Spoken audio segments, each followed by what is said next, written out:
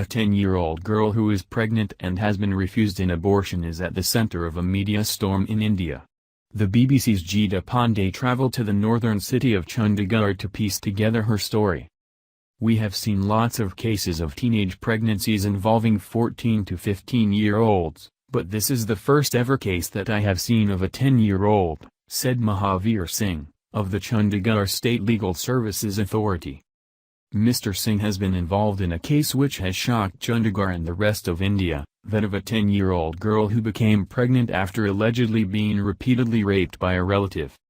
That relative is now in jail, pending trial. The girl in question has been described as a happy child who smiles easily. She's shy and not very talkative.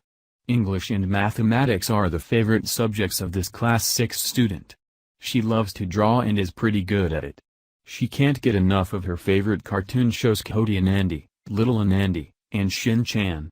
She loves chicken and fish, and ice cream. But on 28th of July, India's Supreme Court rejected a petition, filed on her behalf, to allow her to abort, on the grounds that at 32 weeks, she is too far into her pregnancy. A doctor's panel had advised the court that a termination at this stage would be too risky for the girl, and that the fetus was doing well. The court order was a huge disappointment for the girl's family. She has no idea what happened. Indian law does not allow terminations after 20 weeks unless doctors certify that the mother's life is in danger. But in recent years, the courts have received several petitions, many from child rape survivors, seeking to terminate pregnancies after 20 weeks. In most cases, these pregnancies are discovered late because the children are not aware of their condition. In the case of this 10-year-old too, the pregnancy was discovered only 3 weeks ago when she complained of pain in her lower abdomen and her mother took her to a doctor. Someone who interacts with the girl on a regular basis says, she's very innocent and has no idea what's happened to her. Her parents also missed the telltale signs, perhaps because she's a healthy, chubby child. Besides, they couldn't imagine even in their wildest nightmares that their daughter could be pregnant at 10. The child has still not been told about her pregnancy and, for those dealing with her, talking to her is like treading on eggshells. She has been told that she has a big stone in her stomach and the bulge is because of that. She's been put on a special diet of eggs, milk, fruit, fish and chicken and she seems to be enjoying the extra attention. But in recent days, police, social workers and counselors have been in and out of her house, and a media circus has grown up outside her home. She might not understand the exact problem, the gravity of the situation, but I think she has some idea now, a senior official told the BBC. Her parents are struggling to deal with the situation. The family is poor and lives in a cramped one-room flat. Her father is a government employee and the mother works as a domestic helper. Policewoman Pratibha Kumari, who has investigated the case, describes them as a very nice family, who are so simple that they didn't even realize what this man was doing to their daughter. The parents, she says, are understandably distraught. Her mother has never talked to me without crying. The father says he feels like his daughter has been murdered. A child under 16 is raped every 155 minutes, a child under 10 every 13 hours. More than 10,000 children were raped in 2015. 240 million women living in India were married before they turned 18. 53.22% of children who participated in a government study reported some form of sexual abuse. 50% of abusers are known to the child or are persons in trust and caregivers. What has made their situation worse is that, ever since the news of the rape and pregnancy hit the headlines, they have been hounded by journalists. When the girl's father came to see me, he told me his biggest problem was the press. He said there were reporters outside his home all the time and his privacy was being infringed upon. Neil Roberts, chair of the Child Welfare Committee, told the BBC.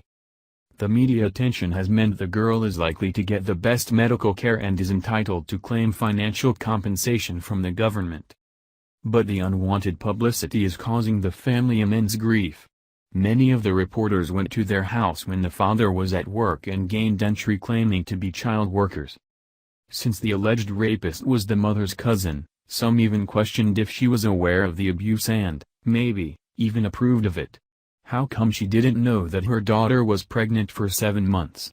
They asked. This has been very troubling for the family, and the girl's father is angry and bitter. I want him to be severely punished. He should get the death penalty or be locked away for the rest of his life in prison. He has admitted to the crime.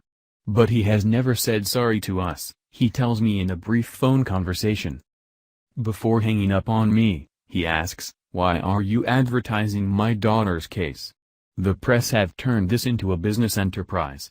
His anger is justified, even though there are laws that expressly forbid journalists from revealing identities of rape survivors and child victims of crimes. Many people have been able to join the dots and identify the family because the alleged rapist's name was extensively reported in the Indian press. Now their neighbors and his work colleagues know. Possibly the child's school friends know too. A local journalist, who met the family in the early days, says the parents are worried sick about the girl's future and the stigma she will face when she grows up. The father has also spoken of his worries over her health. Medical tests so far show that her health is good, though she suffers from mild anemia. But there are other concerns. The girl was born with a hole in her heart, which was plugged in 2013. Although doctors say it's unlikely to interfere with her pregnancy, the fact remains that she is way too young to give birth. Every year, 45,000 adult women die during childbirth in India. The risk of pregnant girls under the age of 15 years dying is 2.5 times higher than that for women above 20. Doctors say the risk is even higher for someone who is only 10. It's a concern the Supreme Court took on board, but the judges still ruled that the pregnancy could continue. So what will happen next? Those in the know say the baby is due by the middle of September and the doctors have decided that it will be a cesarean delivery. In case of any complications, the birth could be earlier. Since the girl's family have said they want nothing to do with the baby, the newborn will be looked after by the Child Welfare Committee until it is put up for adoption.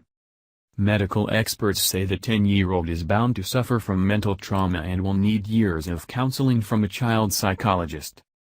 We've got our fingers crossed for her, said a child rights worker. Can a 10-year-old deliver a child?